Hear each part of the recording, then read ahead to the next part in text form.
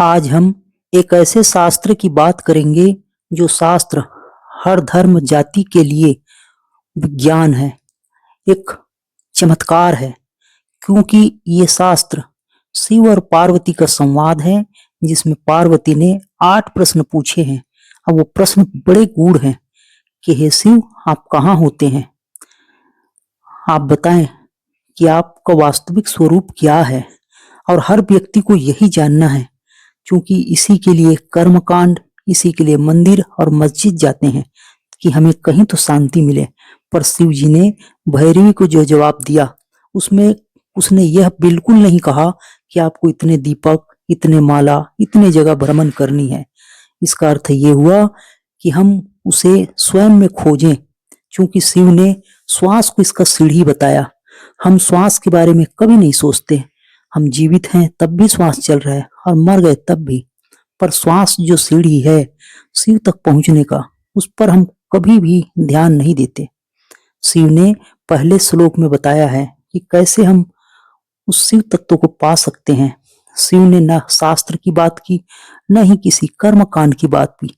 112 श्लोक में स्पष्ट रूप से कहा कि परम तत्व जो सब में बसता है वो कहाँ है।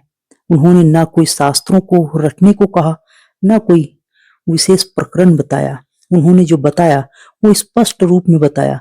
और पहले श्लोक में पार्वती को कहती हैं कि हे भैरवी, जो प्राण अपान की गति के बीच में ठहर जाता है वही शिव तत्व है।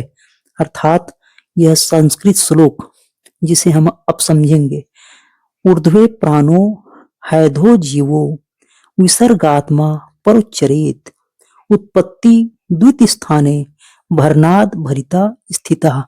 इसका वास्तविक अर्थ कि जो हमारा श्वास, प्राण जो आता और जाता है, उत्पत्ति और जो उद्गम का स्थान है, उसके बीच में जो ठहरता है वह शिव तत्व है।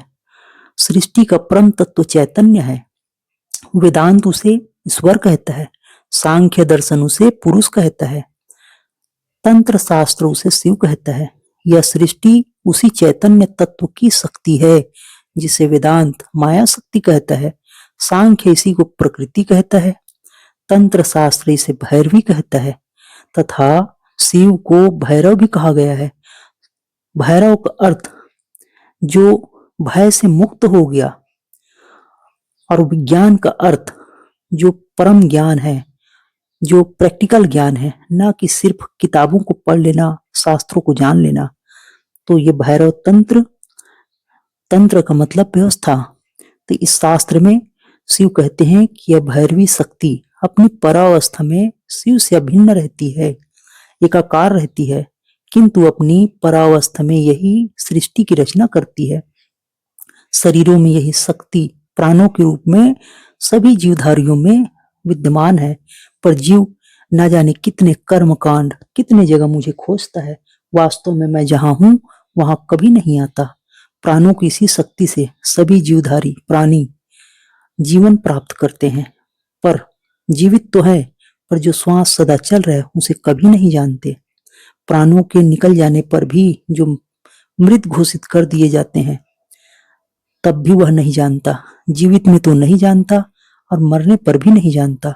यह प्राण शक्ति, चेतन तत्व शिव की ही शक्ति है, किंतु चेतन तत्व केवल ज्ञान स्वरूप है। यह क्रिया नहीं करता। सभी क्रियाएं उनकी शक्ति से ही होती है। शरीर में यही प्राण शक्ति श्वास प्रश्वास के रूप में कार्य करती है। एक बार आती है और एक बार जाती है।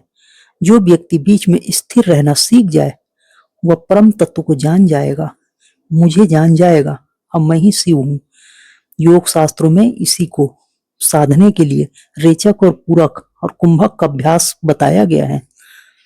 तो हे पार्वती, हे भैरवी, जो मुझे जानना चाहे वो रेचक, पूरक और कुंभक का अभ्यास करके एक बार आने और जाने के बीच में जो ठहरता है, जिसे कुंभक कहते हैं, वो मुझे जान सकता है।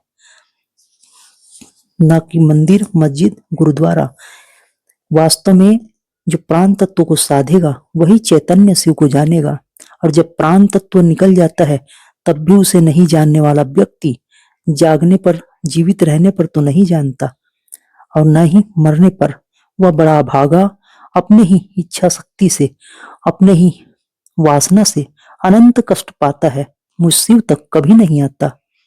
तो मुझे जो जानना चाहते हैं भैरवी, वह प्राण और अपान के बीच में स्थिर रहने का जो अभ्यास करे, ईड़ा और पिंगला के बीच में जो सुषुम्ना नाड़ी को साधे, वही मुझ तक पहुंच सकता है।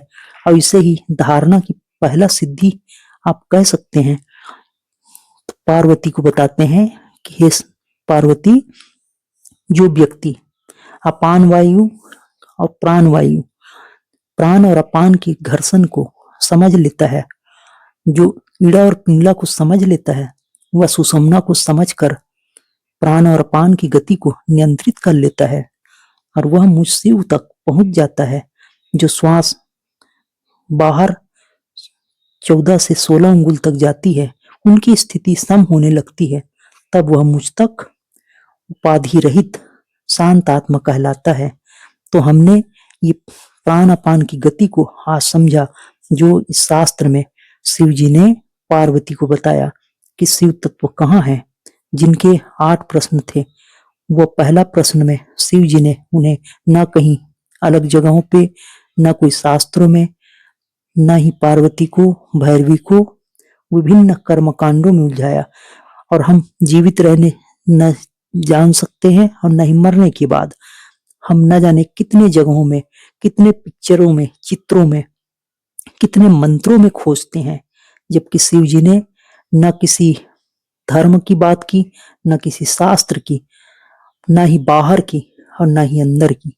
जो अंदर और बाहर की सम जो स्थित हो जाता है, प्राण को जो साध लेता है, वह वास्तव में वास्तविक शिव को, जो शिव स्वरूप है, उन्हें जान जाता है, जिसे वेदांत ईश्वर कहता है, सांख्य जिसे पुरुष कहता है, या तंत्र शास्त्र उसे शिव कहता है। चाहे नाम अनेक रख लें, पर वास्तव में शिव स्वरूप शिव ही है। शिव मतलब शांत। और जो व्यक्ति मन की अवस्था से या प्राण को सम करके, प्राण और अपान की गति को जो सम करता है, जो सुषुम्ना नाड़ी को जागृत करता है, वह धारणा सिद्धि को प्राप्त कर लेता है, अर्थात शिव तत्व को जान लेता है। तो आज हमने इस शास्त्र में समझा। आप पूरा बने रहें, और आप सांख्य की इस विशेष रहस्य को, जिसे सांख्य प्रकृति कहते हैं, या तंत्र शास्त्र जिसे भैरवी कहता है, उसे हम स्वतः अंदर अपने ही सम अवस्था में साधने का अभ्यास सीखेंगे। अगर आपने पूरा वीडियो देखा है, तो आपने समझा होगा कि आपको ना कोई कर्म कांड करनी है, ना कोई विशेष विधि करनी है, ना ही आपको विशेष तीर्थ करनी है। जो वास्तव में जो हम पे अब तक चल रही है, जिसे हमने कभी सोचा नहीं, श्वास जो मरने के बाद ही बंद होती है, उस पे साधने की विधि हमने सीखा। जितने भी मंदिर, मस्जिद, चर्च है, वो माध्यम हो सकते हैं, पर वास्तव में हमें जो शिव ने बताया उसी विधि पे आना है।